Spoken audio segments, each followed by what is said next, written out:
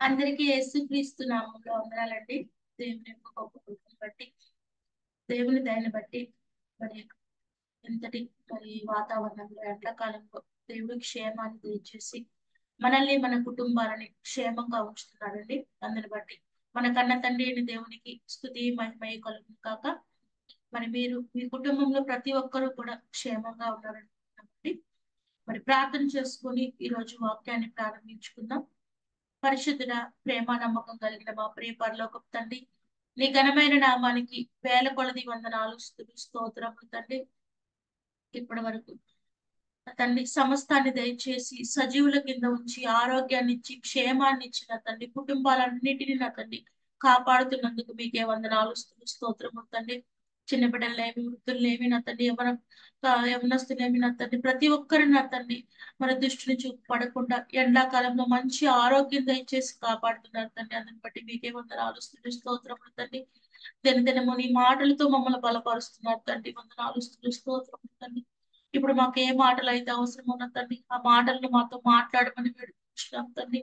ఈ మాటలు వింటున్న ప్రతి బిడ్డని, ప్రతి కుటుంబాన్ని జ్ఞాపకం చేసుకుని తండ్రి, క్షేమాన్ని దయచేయండి తండ్రి, ఆరోగ్యాన్ని దయచేయండి తండ్రి, ఆర్థికపరమైన ప్రతి ఇబ్బంది నుంచి విడుదల దయచేసి నీకు ఇష్టకరమైన బిడ్డలుగా నా తండ్రి నా తండ్రి లోకంలో జీవించడానికి సహాయం చేయండి తండ్రి. ఉద్యోగాల్లో, వ్యాపారాలు అన్నిటిలో నా తండ్రి, ముఖ్యంగా ఆత్మీయ జీవితంలో బలాన్ని దయచేయమని, నీ ఆశీర్వాదాలతో, నీ దీవెనలతో ప్రతి ఒక్క బిడ్డని నా తండ్రి దీవించిన తండ్రి, నా తండ్రి ఆశీర్వదించమని ఈ ప్రార్థనంతా మీ కుమారుడైన మా రక్షకుడైన యేసుక్రీస్తు వారి నామంలో అడిగి పొందుకొని ఉన్నాము తండ్రి. ఆమేన్. మంచిదండి. ప్రియమైన దేవుని పిల్లలారా, మరి గత వారం మనము మరి పక్షిరాజు గురించి మరి బైబిల్ గ్రంథంలో దేవుడు రాయించిన మాటని జ్ఞాపకం చేసుకుంటూ మరి ఆ పక్షి ద్వారా దేవుడు తెలియచేయాలనుకున్న కొన్ని విషయాలు మనం మాట్లాడుకుంటూ వస్తున్నామండి. మరి పక్షిరాజు కలిగి ఉన్న కొన్ని లక్షణాలను, ఆత్మీయంగా మనం కలిగి ఉండవలసిన లక్షణాలను జ్ఞాపకం చేసుకుంటూ మరి పోయిన వారం 2 లక్షణాల గురించి మనం మాట్లాడుకున్నామండి.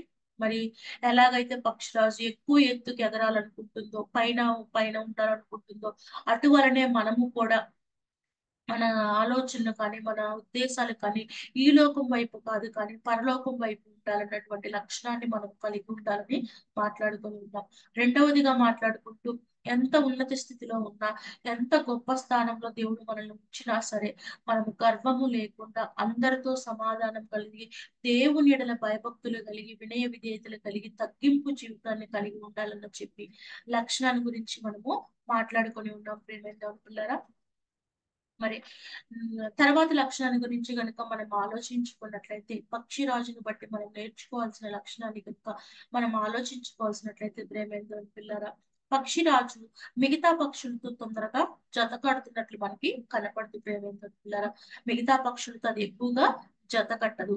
ఆ గుణాన్ని బట్టి, ఆ లక్షణాన్ని బట్టి మనం నేర్చుకోవాల్సింది ఏమిటంటే, మనము కూడా ఎక్కువగా మనం సహవాసం కలిగి ఉండవలసింది దేవునితో. దేవుని ఎరుగని అన్యులతో మనం ఎక్కువ సహవాసం కలిగి ఉండకూడదు, కానీ దేవుని నేను ఎరిగిన మరి దేవుని పిల్లలతో మనం ఎక్కువ సహవాసం కలిగి ఉండవాలని లక్షణాన్ని మనము అలవాటు చేసుకోవాలి. ప్రేమ దేవుని పిల్లారా, అంటే దీన్ని బట్టి అన్యులతో మనం మాట్లాడకూడదని కాదు, కానీ మన మాటలు వాళ్ళతో ఎంతవరకు ఉండాలంటే దేవుని వాక్యాన్ని ప్రకటించేంత వరకు మనం వాళ్ళతో మాటలను కలిగి ఉండాలి. కానీ ఈ లోకంలో ముచ్చట్ల గురించి, మరి ఈ లోక సంగతుల గురించి ఇటువంటి ఆలోచనలతో వాళ్ళతో మనం సహవాసాన్ని కలిగి ఉండకూడదు. కానీ వాళ్ళతో మన సహవాసం ఎంతవరకు ఉండాలంటే దేవుని వాక్యాన్ని ప్రకటించే వరకు వాళ్ళతో మనము సహవాసాన్ని కలిగి ఉండాలి. మంచిగా దేవుని వాక్య ప్రకటించే, సువార్త ప్రకటించే రీతిగా వాళ్ళతో మనం సహవాసము కలిగి ఉండాలి. మరి మిగతా సమయం ఎక్కువగా మనం ఎవరితో సహవాసం కలిగి ఉండాలంటే దేవుని పిల్లలు, దేవునితో మనం సహవాసం కలిగే వారుగా ఉండాలని చెప్పి మనము ఆలోచనను పక్షిరాజు ద్వారా మనము అలవర్చుకోవచ్చు. ప్రేమ పిల్లరా, ఇంకా కనుక మనం చూసుకున్నట్లయితే ఇంకొక లక్షణం పక్షిరాజు గురించి మనము, పక్షిరాజు నుంచి మనం నేర్చుకోవాల్సింది ఏంటంటే, ప్రేమ పిల్లరా, మరి శత్రువుతో పోరాడే లక్షణం. మనం శత్రువుతో పోరాడే లక్షణాన్ని కనుక జ్ఞాపకం చేసుకున్నట్లయితే పక్షిరాజుకున్న శత్రువు ఎవరో మనకి తెలిసిన విషయమే. పాము. పక్షిరాజు శత్రువు ఎవరంటే పాము. ప్రేమైన దేవుని పిల్లరా, మరి ఆ పాము మరి తన గుడ్లని తన గూడుని పాడు చేసే విషయం అది శత్రువునిగా కలిగి ఉంటుంది. అది ఎక్కడ గూడును పెట్టుకున్నా సరే పాము అనేది మరి దాని గూడుని పాడు చేయటానికి, మరి దాని గుడ్లను పాడు చేయడానికి అది ప్రయత్నం చేస్తూ ఉంటుంది. అటువంటి సమయంలో పక్షిరాజు మరి పాముని ఎదిరించే విషయంలో మనము ఎటువంటి ధైర్యాన్ని కనపరుస్తుందంటే చాలా గొప్ప ధైర్యాన్ని అది కనపరుస్తుంది. మరి బలమైన వస్తువుకి బండ లాంటి దానికి దాని తలని తీసి కొట్టేలాగా అది ప్రయత్నాన్ని చేస్తూ తన గూడిని, తన పిల్లల్ని, మరి తన నివాసాన్ని అది కాపాడుకుంటూ ఉంటుంది. ప్రేమైన దేవుని పిల్లారా, నిజంగా శత్రువుని ఎదిరించే విషయంలో మనందరం కూడా అటువంటి గుణాన్ని మనము కలిగి ఉండాలి. ప్రేమైన దేవుని పిల్లారా, పక్షిరాజు ఎలాగైతే మరి మనం సాతాను ఎదిరించే విషయం, ఆ పక్షిరాజు పాముని ఎదిరించే లక్షణాన్ని మనము కలిగి ఉండాలి. ఎలాగైతే అది తన శత్రువైన పాముని ఎదిరించి తనని, తన గూడిని, తన పిల్లల్ని కాపాడుకుంటుందో మనము కూడా అనేక ఇబ్బందుల్లో, శ్రమలలో, మరి సాతాను పెట్టే ఆ శోధనల్లో ఎదిరించేటప్పుడు మనము ధైర్యము కలిగి మరి పక్షిరాజు వలె దాన్ని ఎదిరించడానికి ధైర్యం కలిగి ఉండాలి. ప్రేమైన పిల్లల విషయాన్ని కనుక మనం జ్ఞాపకం చేసుకున్నట్లయితే యాకోబు పత్రికలో ఉంటుంది. ఒక్కసారి ఆ మాట చదువుకుందామండి. యాకోబు పత్రిక 4వ అధ్యాయము 7వ వచనం. యాకోబు పత్రిక 4వ అధ్యాయము 7వ వచనం.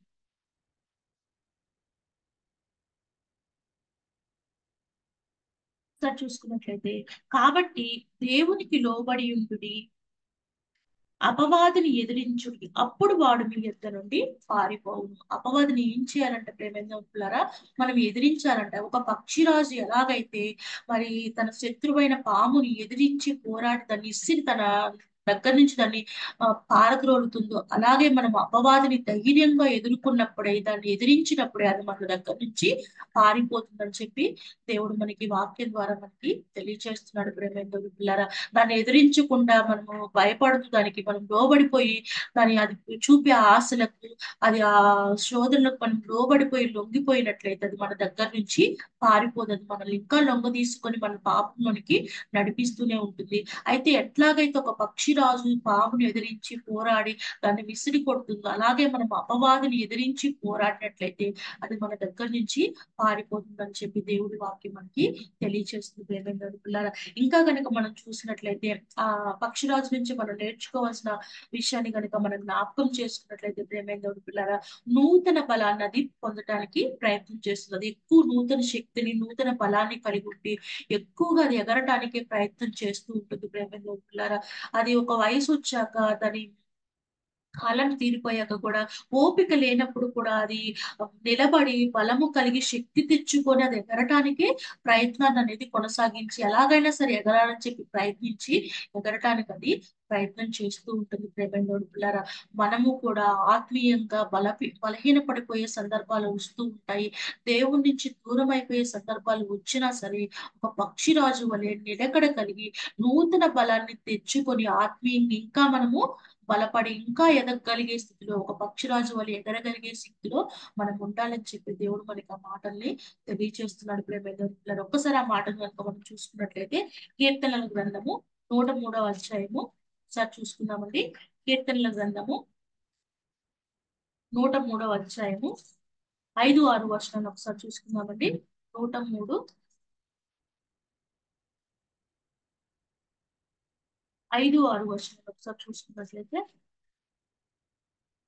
పక్షిరాజు యవ్వనము వలె నీ యవ్వనము క్రొత్త తగుచుంటున్నట్లు మేలుతో నీ హృదయంను తృప్తిపరచుచున్నాను. పక్షిరాజు యవ్వనము వలె నీ యవ్వనము క్రొత్త తగుచుంటున్నట్లు. పక్షిరాజు మరి వయసు అయిపోయినా సరే అది నిలబడి బలము తెచ్చుకొని, కొత్తదనం తెచ్చుకొని, నూతనత్వాన్ని తెచ్చుకొని అది ఎగరటానికి ప్రయత్నం చేసి తిరిగి అది ఎగురుతుంది. ప్రేమ దేవుడు, అలాగే మనము కూడా ఆత్మీయంగా బలహీన పడిపోకూడదు.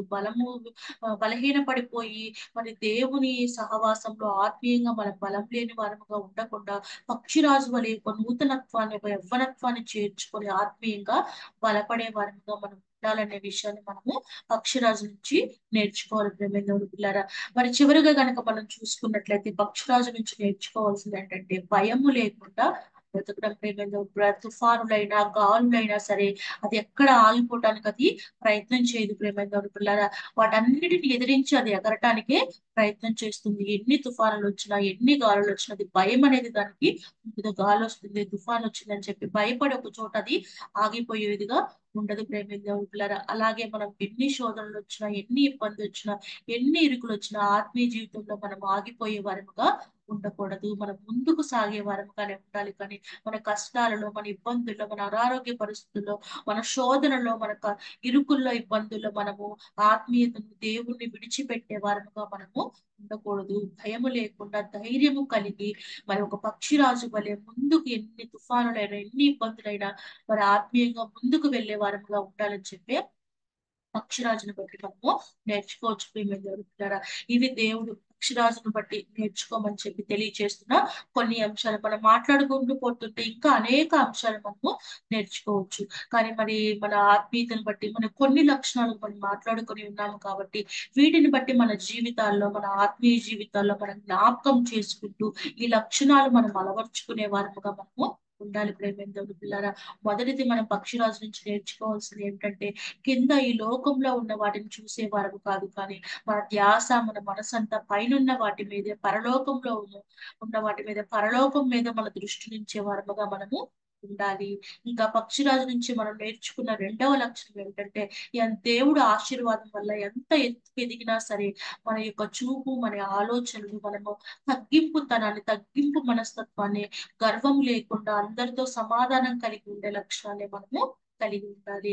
ఇంకా పక్షిరాజు ద్వారా మనం నేర్చుకోవాల్సింది ఏంటంటే మన ఎక్కువ సహవాసము దేవునితో, దేవుని పిల్లలతో సహవాసం కలిగి ఉండాలి.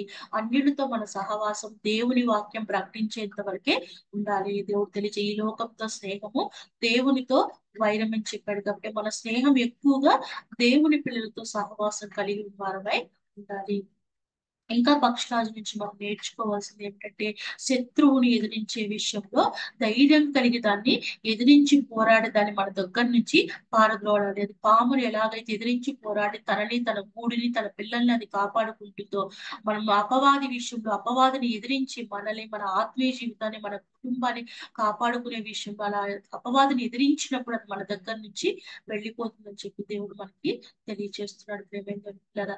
ఇంకా పక్షిరాజు నుంచి మనం నేర్చుకోవాల్సిన లక్షణం ఏంటంటే నూతనత్వాన్ని, నూతన బలాన్ని ఎప్పటికప్పుడు మనం కలిగిన వారముగా ఉండాలి. ఆత్మీయంగా మనం ఎప్పటికప్పుడు మనము బలపరుచుకుంటూ బలాన్ని కలిగి ఉంటూ ఆత్మీయంగా ఎదుగుతున్న వారముగానే మనము ఉండాలి. అంతేకాదు కానీ ఎన్ని ఇబ్బందులు వచ్చినా, ఎన్ని శ్రమలు వచ్చినా అది ఒక తుఫానులో ఎలాగైతే ఎదిరించి ఎగరగలుగుతుందో మనము కూడా శోధనలో, ఇరుకుల్లో, ఇబ్బందుల్లో మనము ఆత్మీయంగా ముందుకు వెళ్ళే వారముగా ఉండాలి. కానీ భయపడిపోయి వెనక్కిగా ఆగిపోయే వారముగా ఉండకూడదు ప్రేమ దేవుని పిల్లారా. కాబట్టి పక్షిరాజు ద్వారా దేవుడు మనకి ఇన్ని మరి లక్షణాలు మనకు తెలియచేస్తున్నాడు. ఆత్మీయంగా ఇన్ని బలాలు మనము, ఇన్ని గుణాలు మనం కలిగి ఉండాలని దేవుడు మనకు తెలియచేస్తున్నాడు కనుక ఎవరైతే దేవుని కొరకు ఎదురుచూపు కలిగి ఉన్నారో మరి దేవుని యొక్క రాకడ కొరకు ఎదురుచూపు కలిగి దేవుని యొక్క సహవాసంలో ముందుకు వెళుతూ ఉన్నామో వారందరము కలిగి ఉండవలసిన లక్షణం దేవుడు ఈ రోజు మనతో మాట్లాడి ఉన్నాడు. కాబట్టి అటువంటి లక్షణాలను మనం కలిగి ఉండే వారముగా ప్రతి ఒక్కరూ ప్రయత్నించాలని ప్రేమతో కోరుకుంటూ ఈ మాటను ముగిస్తున్నానండి. ఇంకా ఎవరైనా ఈ జూడిత్ సిజిసి ఛానల్ ని సబ్స్క్రైబ్ చేసుకున్నట్లయితే ఈ ఛానల్ ని సబ్స్క్రైబ్ చేసుకోవాల్సిందిగా ప్రేమతో కోరుకుంటున్నామండి. అలాగే మీ బంధువులకి, మీ స్నేహితులకి, మీకు తెలిసిన వాళ్ళందరికీ ఈ మెసేజెస్ ని షేర్ చేయవలసిందిగా ప్రేమతో కోరుకుంటున్నామండి. అందరికీ వందనాలు.